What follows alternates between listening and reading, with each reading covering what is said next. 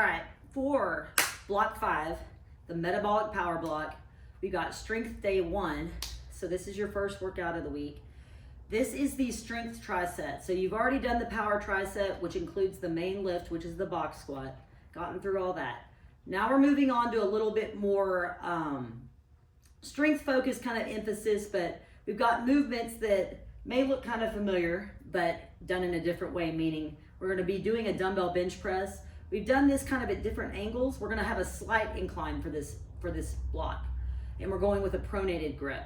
So by slight incline, I mean anywhere from probably 15 to 30 degrees on the bench. If you only have a flat bench, what you can do is you can elevate one end of the bench using bumper plates or a step bench or a box or something that's sturdy, that's going to provide, safe way to kind of adjust that incline. But we're not talking like a 45 to 60 degree higher incline, okay?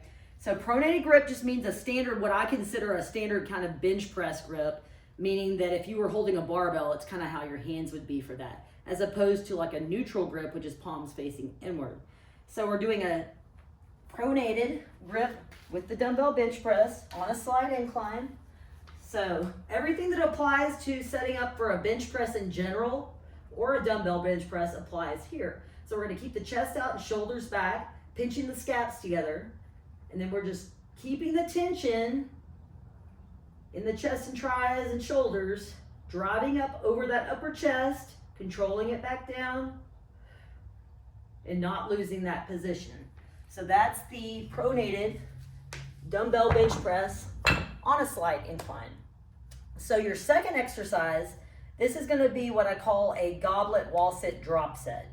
So all that means is that we're starting out with some additional load, and then once you kind of reach a point of temporary fatigue, you're going to drop that weight, figuratively and literally.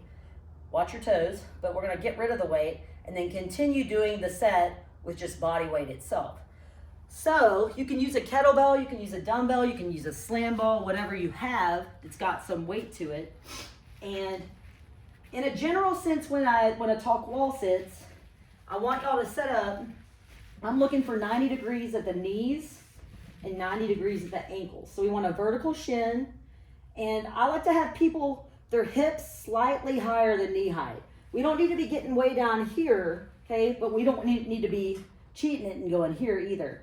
So there's a point of kind of like where things just lock in real well. Once you're here, you're going to pull your belly button to the wall and get those abs on, and you're going to feel that versus arching your low back, okay? So that's just your general wall sit setup. So we're going to goblet hold, a kettlebell, slam ball, whatever it is. You're going to go for as long as you're able to go.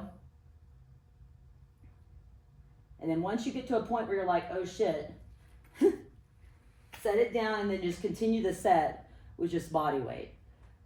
So that's your goblet wall sit drop set. All right, so our third and final exercise for this block, we're going to be doing a kettlebell horn curl. You're going to do these in tall kneeling. So that just means both knees on the floor. When you set these up, we want to plant the toes behind you. We don't want to point the feet. This is a sloppy and not as stable position. So plant your toes. This will allow you to fully extend the hips, get the glutes on, get a good plank.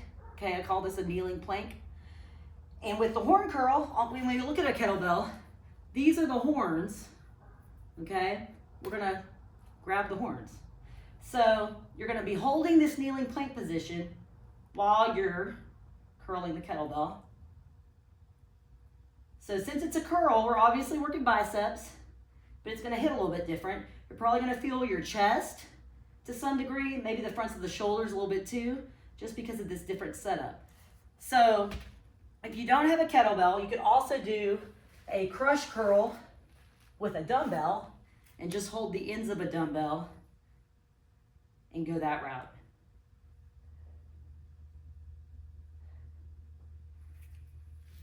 Okay, so that's the tall kneeling kettlebell